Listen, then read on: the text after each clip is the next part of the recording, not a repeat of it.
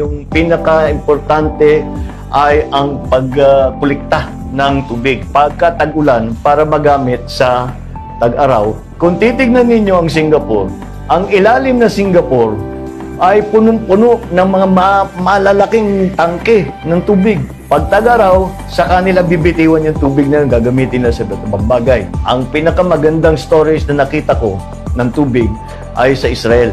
Pagka may ulan, basta't may tubig, lalagay nila sa malaking mga impoundment pool. Dinalagyan pa nga nila ng isda. Tama-tama, pagdating ng tag-araw, magbibitiw na sila ng tubig para gamitin, pang-irrigation, kung saan-saan. Imbis na bumaha tuwing tag-ulan, ang gagawin natin ay iipunin natin ang tubig para mapakinabangan sa panahon ng tagtuyot.